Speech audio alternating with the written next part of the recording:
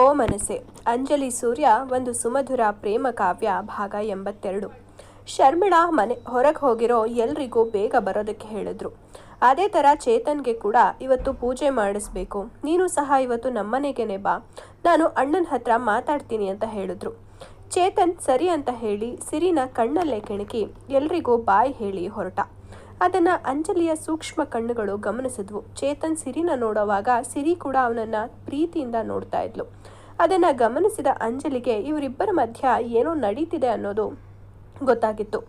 ಆದರೆ ಅದನ್ನ ಅವಳು ಸಿರಿ ಹತ್ರ ಬಾಯಿ ಬಿಟ್ಟು ಕೇಳೋದಕ್ಕೆ ಹೋಗಲಿಲ್ಲ. ಸಿರಿನೇ ಇರೋ ವಿಷಯನ ಏನು ಅಂತ ಹೇಳಲಿ ಅನ್ನೋದು ಅಂಜಲಿಯ ಅಭಿಪ್ರಾಯ ಆಗಿತ್ತು. ಹಾಗಾಗಿ ಅವಳನ್ನು ಏನೂ ಕೇಳೋದಕ್ಕೆ ಹೋಗಲಿಲ್ಲ. ಸುಮಾರು ಹೊತ್ತು ಎಲ್ಲ ಹೆಂಗಸರು ಹರಟೆ ಹೊಡೆದು ಸ್ವಲ್ಪ ಹೊತ್ತು ರೆಸ್ಟ್ ಮಾಡೋದಕ್ಕೆ ಹೋದರು.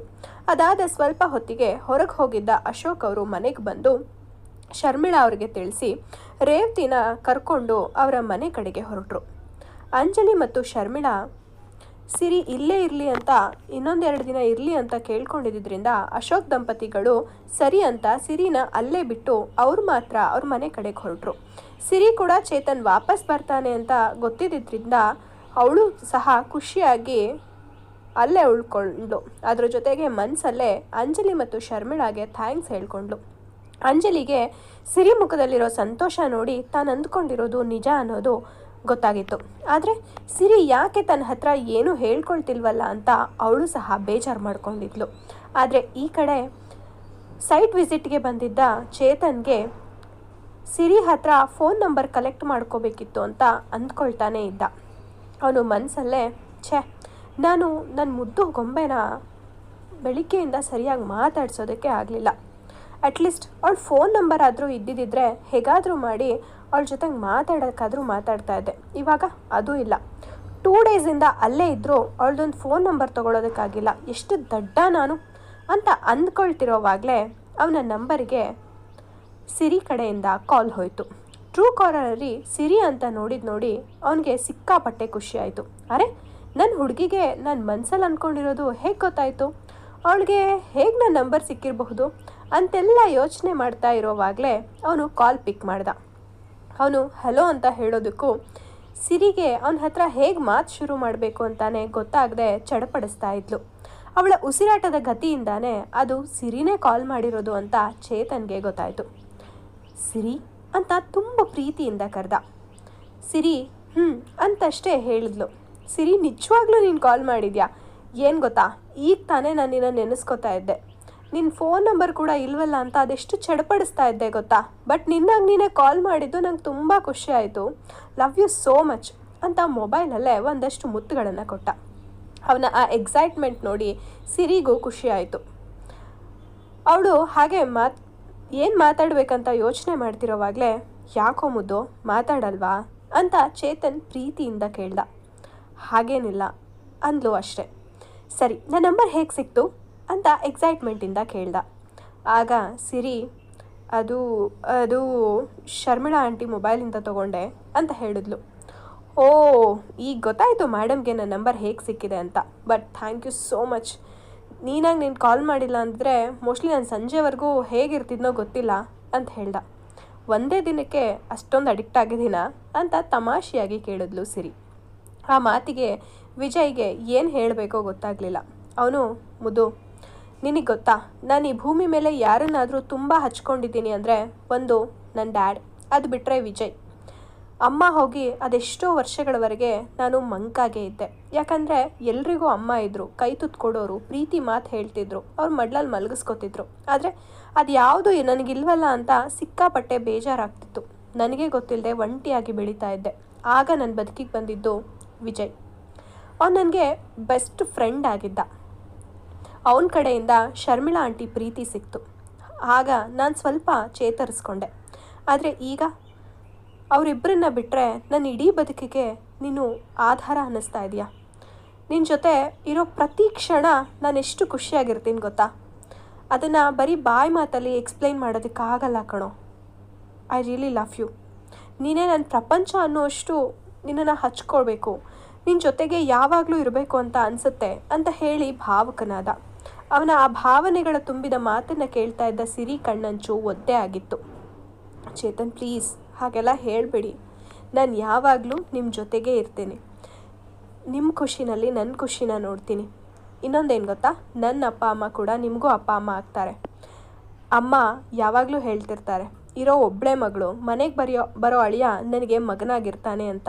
ಸೊ ನಿಮಗೂ ಅಮ್ಮ ಖಂಡಿತ ಸಿಗ್ತಾರೆ ಅಂತ ಹೇಳಿದ್ಲು. ಅವಳ ಮಾತು ಕೇಳಿ, ಖಂಡಿತ ಕಣೋ, ನಾನು 2 ದಿನದಿಂದ ನಿನ್ನ ಫ್ಯಾಮಿಲಿನ ನೋಡ್ತಾ ಇದ್ದೀನಿ. ಆಗ ನನಗೂ ಖುಷಿ ಆಗುತ್ತೆ. ಮೋಸ್ಟ್ಲಿ ನನ್ನ ಅಮ್ಮ ಇದ್ದಿದ್ರೆ ಇದೇ ಥರನೇ ಇರ್ತಿದ್ರೇನೋ ಅನಿಸುತ್ತೆ. ಅಪ್ಪನ ಜೊತೆಗೆ ಖುಷಿಯಾಗಿ ನನ್ನನ್ನು ನೋಡಿಕೊಂಡು ಪ್ರೀತಿ ಮಾಡ್ತಾ ನಮ್ಮದೇ ಒಂದು ಪುಟ್ಟ ಪ್ರಪಂಚ ಇರ್ತಿತ್ತೇನೋ. It's okay. ಈಗ ನಾನು ಡ್ಯಾಡ್ ಮಾತ್ರ ಇರೋ ನಮ್ಮ ಪುಟ್ಟ ಪ್ರಪಂಚಕ್ಕೆ ನೀನು ಬರ್ತಾ ಇದೆಯಲ್ಲ, ನಂಗೆ ಅದೇ ಖುಷಿ ಅಂತ ಹೇಳ್ದ. ಖಂಡಿತ ಸರಿ, ವಿಜಯ್ ಬ್ರೋ ಹುಡುಗನ ಬಗ್ಗೆ ಹೇಳಿದ್ರಲ್ಲ, ಅದು ನೀನೇ ತಾನೇ ಅಂತ ಕೇಳಿದ್ಲು. ಆಗ ಚೇತನ್ ಜೋರಾಗಿ ನಗ್ತಾ, ನಾನಲ್ಲದೆ ಆ ರಾಸ್ಕಲ್ ಇನ್ಯಾರ ಬಗ್ಗೆ ಹೇಳ್ತಾನೆ, ಖಂಡಿತವಾಗಿಯೂ ಅದು ನಾನೇ. ಎಲ್ರಿಗೂ ಸ್ವಲ್ಪ ಕ್ಯೂರಿಯಾಸಿಟಿ ಇರಲಿ ಅಂತ ಕಳ್ಳ 2 ಡೇಸ್ ಮುಂದಕ್ಕೆ ಹಾಕಿದ್ದಾನೆ ಅಂತ ಹೇಳಿದ್ರು. ಅಬ್ಬಾ, ನನಗೆ ಈಗ ಸಮಾಧಾನ ಆಯಿತು. ವಿಜಯ್ ಬ್ರೋ ಬೇರೆ ಯಾರನ್ನಾದರೂ ತೋರಿಸಿ ಮದುವೆ ಆಗೋದಕ್ಕೆ ಒಪ್ಪಿಸ್ತಾರೇನೋ ಅಂತ ಭಯ ಆಗಿತ್ತು ಅಂದ್ಲು. ನೋ ವೇಸ್, ಅವನು ಬೇರೆ ಯಾರನ್ನು ತೋರಿಸೋದಕ್ಕೆ ಸಾಧ್ಯನೇ ಇಲ್ಲ. ಜೀವನ ಪೂರ್ತಿ ನನಗೆ ನೀನು, ನಿನಗೆ ನಾನು ಅಂತ ಹೇಳ್ದ. ಸರಿ, ಆದರೆ ಒಂದು ಭಯ ಇದೆ. ನಾನು ಇಷ್ಟೆಲ್ಲ ಆದರೂ ಅಂಜಲಿ ಹತ್ರ ಇನ್ನೂ ಏನೂ ಹೇಳ್ಕೊಂಡಿಲ್ಲ. ಮೊದಲು ನಾನು ನಮ್ಮಿಬ್ಬರ ಬಗ್ಗೆ ಅವಳಿಗೆ ಹೇಳಬೇಕು ಅಂತ ಹೇಳಿದ್ಲು. ಆಗ ಚೇತನ್ ಕೂಡ, ಹೌದು, ಅತ್ತಿಗೆ ನಿನ್ನ ಬೆಸ್ಟ್ ಫ್ರೆಂಡ್. ಸೊ ನೀನು ಅವ್ರ ಹತ್ರ ಯಾವ ವಿಷಯನೂ ಮುಚ್ಚಿಡಲ್ಲ ಅಂತ ಅಂದ್ಕೊಂಡಿದ್ದೀನಿ. ಬೇರೆಯವರಿಂದ ವಿಷಯ ಗೊತ್ತಾಗೋದಕ್ಕೆ ಮುಂಚೆ ನೀನೇ ಹೇಳು. ಆಮೇಲೆ ಬೇಕಾದರೆ ವಿಜಯ್ ಹೇಳಿದರೆ ಚೆನ್ನಾಗಿರುತ್ತೆ. ಇಲ್ಲ ಅಂದರೆ ಎಲ್ಲರೂ ನನ್ನಿಂದ ವಿಷಯ ಮುಚ್ಚಿಟ್ರು ಅಂತ ಅತ್ತಿಗೆಗೆ ಬೇಜಾರಾಗಬಹುದು ಅಂದ. ಹೌದು, ಅವಳು ನನ್ನ ವಿಷಯದಲ್ಲಿ ಯಾವಾಗಲೂ ಸ್ವಲ್ಪ ಜಾಸ್ತಿನೇ ಪ್ರೀತಿ ತೋರಿಸ್ತಾಳೆ ಅಂತ ಅವಳಿಗೆ ನಾನು ಪ್ರೀತಿಸ್ತಿರೋ ವಿಷಯ ಹೇಳದೆ ಮುಚ್ಚಿಟ್ಟು, ಅದರಲ್ಲೂ ತನ್ನ ಗಂಡನ ಬೆಸ್ಟ್ ಫ್ರೆಂಡ್ ನಾ ಪ್ರೀತಿಸ್ತಿದ್ದೀನಿ ಅಂತ ಗೊತ್ತಿದ್ರೂ ಹೇಳಲಿಲ್ಲ ಅಂತಂದರೆ ಅವಳ ಮನಸ್ಸಿಗೆ ತುಂಬಾ ಬೇಜಾರಾಗುತ್ತೆ. ಸೊ ನಾನು ಹೇಳ್ತೀನಿ ಅಂತ ಹೇಳಿದ್ಲು. ಸರಿ, ವೆರಿ ಗುಡ್ ಕಂದ. ಮೊದಲು ಹೋಗಿ ಅತ್ತಿಗೆ ಹತ್ರ ಮಾತಾಡು. ನಾನು ಆದಷ್ಟು ಬೇಗ ಮನೆಗೆ ಬರೋದಕ್ಕೆ ಟ್ರೈ ಮಾಡ್ತೀನಿ. ಹಾಂ, ಇನ್ನೊಂದು ವಿಷಯ, ನನ್ನ ಜ್ಯುವೆಲ್ರಿ ಶಾಪಿಗೆ ಹೊಸ ಬಿಲ್ಡಿಂಗ್ ನೋಡೋಕ್ಕೆ ಬಂದಿದ್ನಲ್ಲ, ಅದು ಓಕೆ ಆಗಿದೆ. I am very happy. City ಸೆಂಟರಲ್ಲೇ ಸಿಕ್ಕಿದೆ. ಇನ್ನು ಸ್ವಲ್ಪ ದಿನದಲ್ಲೇ ಓಪನ್ ಮಾಡೋದೆ ಅಂತ ಹೇಳ್ದ. ಅದನ್ನು ಕೇಳಿ ಸಿರಿಗೂ ಖುಷಿ ಆಯಿತು. ಆಲ್ ದಿ ಬೆಸ್ಟ್, ನಿಮ್ಮೆಲ್ಲ ಕನಸುಗಳು ಬೇಗ ಈಡೇರಲಿ ಅಂತ ವಿಶ್ ಮಾಡಿ ಕಾಲ್ ಕಟ್ ಮಾಡಿದ್ಲು. ಸಿರಿ ತನ್ನದೇ ಆದ ಕಲ್ಪನಾ ಲೋಕದಲ್ಲಿ 1-2 ನಿಮಿಷ ಮಿಂದೆದ್ದು ಅಂಜಲಿನ ಹುಡುಕೊಂಡು ಹೊರಟ್ಲು. ಅಂಜಲಿ ರೂಮಲ್ಲಿ ವಿಜಯ್ ಬಗ್ಗೆ ಯೋಚನೆ ಮಾಡ್ತಾ ಕೂತಿದ್ಲು. ಸಿರಿ ಅವಳನ್ನ ಹಿಂದಿನಿಂದ ಅಪ್ಕೊಂಡು, ಏನು ಮೇಡಮ್, ನಿನ್ನೆಯಿಂದ ಬ್ರೋ ಬಗ್ಗೆನೇ ಫುಲ್ ಕಾನ್ಸಂಟ್ರೇಟ್ ಮಾಡ್ತಿದ್ದೀರಾ ಅನ್ಸತ್ತೆ, ಏನು ಕೊಟ್ಟರು ನಮ್ಮ ಬ್ರೋ ಅಂತ ತಮ್ಮಾಗಿ ಕೇಳಿದ್ಲು. ಹೇ, ಹಾಗೇನಿಲ್ವೇ ಅಂತ ಹೇಳಿ ಇಬ್ಬರು ಮಾತಾಡೋದಕ್ಕೆ ಕೂತರು. ಸಿರಿಗೆ ಈ ವಿಷಯನ ಹೇಗೆ ತೆಗಿಬೇಕು ಅಂತ ಗೊತ್ತಾಗದೆ ಚಡಪಡಿಸ್ತಾ ಇದ್ಲು. ಅವಳ ಚಡಪಡಿಕೆನ ಅರ್ಥ ಮಾಡ್ಕೊಂಡ ಅಂಜಲಿ, ಸಿರಿ, ನೀನು ನನ್ನ ಹತ್ರ ಏನಾದರೂ ಹೇಳೋಕ್ಕಿದೆಯಾ ಅಂತ ಕೇಳಿದ್ಲು. ಆಗ ಸಿರಿ, ಹೌದು ಅಂಜು, ನಾನು ನಿನ್ನ ಹತ್ರ ಒಂದು ಇಂಪಾರ್ಟೆಂಟ್ ವಿಷಯ ಹೇಳಬೇಕು ಅಂತ ಹೇಳಿದ್ಲು. ನನ್ನ ಹತ್ರ ಮಾತಾಡೋದಕ್ಕೆ ಯಾಕೆ ಯೋಚನೆಯಾ, ಅದೇನು ಹೇಳು ಅಂತ ಹೇಳಿ ಕೇಳಿದಾಗ ಸಿರಿ, ಅಂಜು ಅದು ಅಂತ ತಡವರಿಸ್ತಾ ಇದ್ಲು.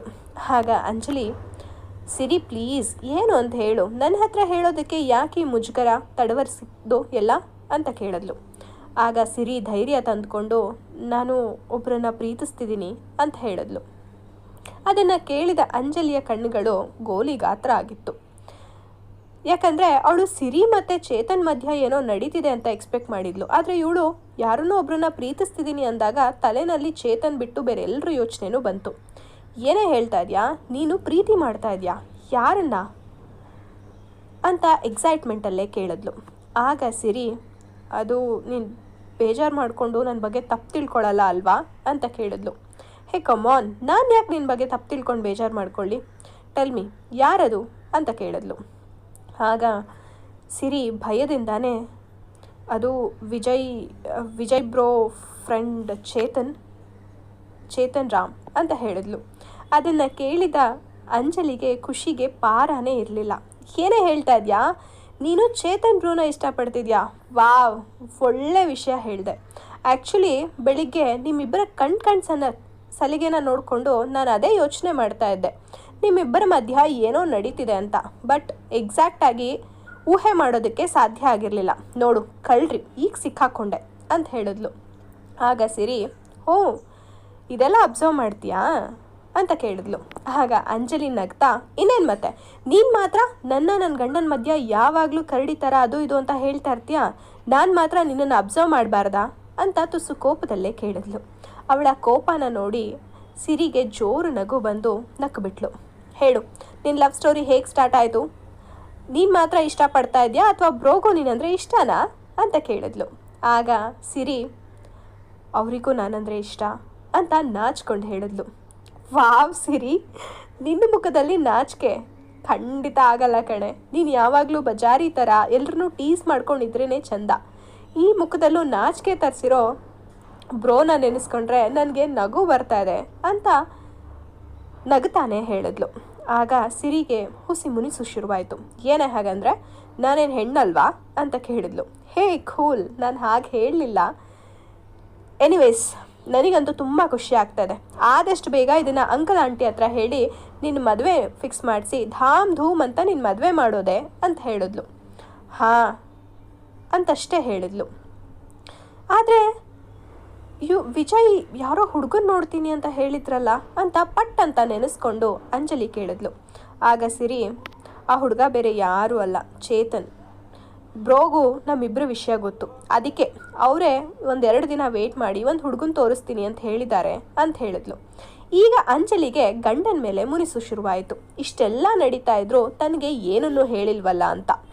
ಆದರೂ ಅದನ್ನು ಸದ್ಯಕ್ಕೆ ಸಿರಿ ಮುಂದೆ ತೋರಿಸ್ಕೊಳ್ದೆ, ಓ ಹೌದಾ ಸರಿ ಆಯಿತು ಅಂತ ಹೇಳಿ ಒಂದಷ್ಟೊತ್ತು ಹರಟೆ ಹೊಡೆದು ಸಿರಿ ರೂಮಲ್ಲಿ ಮಲ್ಕೊಂಡ್ರೆ ಅಂಜಲಿ ವಿಜಯ್ ರೂಮಿಗೆ ಬಂದಳು. ಅಲ್ಲಿರೋ ಅವನ ಫೋಟೋನ ನೋಡ್ತಾ, ಎಲ್ಲರೂ ನನ್ನಿಂದ ಸೀಕ್ರೆಟ್ಸ್ ಮೇಂಟೈನ್ ಮಾಡ್ತಾರೆ, ನೀವು ಕೂಡನಾ? ಸಿರಿ ವಿಷಯ ಗೊತ್ತಿದ್ದು ನನಗೆ ಹೇಳಿಲ್ಲ ಅಲ್ವಾ, ನಾನು ಹಾಗಾದರೆ ದೂರದವಳಾಗ್ಬಿಟ್ನಾ ಅಂತ ನೊಂದುಕೊಂಡು ವಿಜಯ್ ಫೋಟೋ ಮುಂದೆ ಮಾತಾಡ್ತಾ ನಿಂತಿದ್ಲು. ಅದೇ ಸಮಯಕ್ಕೆ ರೂಮಿಗೆ ಬಂದ ವಿಜಯ್ ಅವಳನ್ನು ಹಿಂದಿನಿಂದ ಗಟ್ಟಿಯಾಗಿ ಅಪ್ಕೊಂಡು, ಏನು ಮೇಡಮ್, ನನ್ನ ಫೋಟೋ ನೋಡ್ತಾ ಕಳೆದು ಹೋಗಿದ್ದೀರಾ? ಅದಕ್ಕೆ ಅನಿಸುತ್ತೆ ನನಗೆ ಬರಬೇಕಾದ್ರೆ ತುಂಬಾ ಬಿಕ್ಕಳಿಕೆ ಆಗ್ತಿತ್ತು ಅಂತ ಹೇಳಿ ಅವಳ ಕಿವಿಗೆ ಲೈಟಾಗಿ ಬೈಟ್ ಮಾಡ್ದ. ಅವನಿಂದ ಬಿಡಿಸ್ಕೊಂಡ ಅಂಜಲಿ ಬೇಜಾರಾಗಿ ಸೋಫಾ ಮೇಲೆ ಕೂತ್ಕೊಂಡ್ಳು. ಅವಳನ್ನು ಹಾಗೆ ನೋಡಿದ್ದೆ ವಿಜಯ್ಗೆ ಬೇಜಾರಾಯಿತು. ಯಾಕೆ ನನ್ನ ಮುದ್ದಿನ ಹೆಂಡತಿಗೆ ಏನಾಗಿದೆ ಅಂತ ಹೇಳಿ ಅವನು ಕೂಡ ಅವಳ ಪಕ್ಕ ಕೂತ್ಕೊಂಡ. ಆದರೆ ಅಂಜಲಿ ಏನೊಂದು ಮಾತಾಡದೆ ರೂಮ್ನಿಂದ ಹೊರಗೆ ಹೋಗ್ಬಿಟ್ಲು. ಈಗಂತೂ ವಿಜಯ್ಗೆ ತಲೆ ಕೆಟ್ಟು ಹೋಯಿತು. ಅಲ್ಲ, ಈ ಹುಡುಗಿಗೆ ಏನಾಯಿತು ಅಂತ ಯೋಚಿಸ್ತಾನೆ ಫ್ರೆಶ್ ಅಪ್ ಆಗಿ ಕೆಳಗೆ ಬಂದ. ಹಾಗಾದರೆ ಅಂಜಲಿಗೆ ಯಾಕೆ ಕೋಪ ಬಂದಿದೆ ಅಂತ ವಿಜಯ್ ಅರ್ಥ ಮಾಡ್ಕೋತಾನ? ಅದಕ್ಕೆ ಅವನು ಏನು ಕ್ಲಾರಿಫಿಕೇಷನ್ ಕೊಡಬಹುದು? ಅಂಜಲಿ ಕೋಪ ಕಡಿಮೆ ಆಗತ್ತಾ? ನೋಡೋಣ ಮುಂದಿನ ಸಂಚಿಕೆಯಲ್ಲಿ. ಸಾರಿ ಫ್ರೆಂಡ್ಸ್, ತುಂಬ ಕೋಲ್ಡ್ ಆಗಿದೆ ಆ್ಯಂಡ್ ತುಂಬ ತಲೆನೋವ್ತಾ ಇದೆ. ಹಾಗಾಗಿ ಮೋಸ್ಟ್ಲಿ ನಿಮಗೆ ನನ್ನ ವಾಯ್ಸಿಂದ ಗೊತ್ತಾಗ್ತಿರ್ಬೋದು ಐ ಆಮ್ ನಾಟ್ ವೆಲ್ ಅಂತ. ಹಾಗಾಗಿ ತುಂಬ ಹೊತ್ತು ಮೊಬೈಲ್ ನೋಡೋಕ್ಕಾಗದೇ ಇರೋದ್ರಿಂದ ನಾನು ಅಕ್ಷರಗಳನ್ನ ಟೈಪ್ ಮಾಡೋದಕ್ಕೆ ಸಾಧ್ಯ ಆಗಿಲ್ಲ. I am really sorry. Next episode ಆದರೆ ನಾನು ಖಂಡಿತ ಕರೆಕ್ಟಾಗಿ ಹಾಕ್ತೀನಿ, ಐ ಮೀನ್ ವಿತ್ ವರ್ಡ್ಸ್ ಹಾಕ್ತೀನಿ ರೈಟಿಂಗು. ಅಕಸ್ಮಾತ್ ನಿಮಗೆ ಇದೇ ಥರ ಓಕೆ ಅಂತ ಹೇಳಿದ್ರೆ ನಾನು ಇವತ್ತು ಇನ್ನೊಂದು ಎಪಿಸೋಡ್ ಹಾಕೋದಕ್ಕೆ ಟ್ರೈ ಮಾಡ್ತೀನಿ ಇದೇ ಥರ ಬರನೇ. ಇಲ್ಲ ನಂಗೆ ರೈಟಿಂಗೇ ಬೇಕು ಅಂತ ಹೇಳಿದ್ರೆ ನಾಳೆ ಇನ್ನೊಂದು ಎಪಿಸೋಡ್ ಹಾಕ್ತೀನಿ. ಸೊ ನೀವು ಯಾವ ಥರ ಬೇಕು ಅನ್ನೋದನ್ನು ಕಮೆಂಟ್ ಮಾಡಿ ತಿಳಿಸಿ. ಆ್ಯಂಡ್ ಯಾರೆಲ್ಲ ಇನ್ನೂ ನಮ್ಮ ಚಾನಲ್ನ ಸಬ್ಸ್ಕ್ರೈಬ್ ಮಾಡ್ಕೊಳ್ಳದೆ ವೀಡಿಯೋಸ್ ನೋಡ್ತಿದ್ದೀರೋ ಅವರು ದಯವಿಟ್ಟು ಸಬ್ಸ್ಕ್ರೈಬ್ ಮಾಡ್ಕೊಳ್ಳಿ. ಹಾಗೆ ಕತೆ ಹೇಗೆ ಬರ್ತಿದೆ ಅಂತ ಹೇಳಿ ಕಮೆಂಟ್ ಮಾಡೋದನ್ನು ಮರಿಬೇಡಿ. ಹಾಗೆ ಲೈಕ್ ಕೊಡೋದನ್ನಂತೂ ಮರಿಲೇಬೇಡಿ. Thank you so much.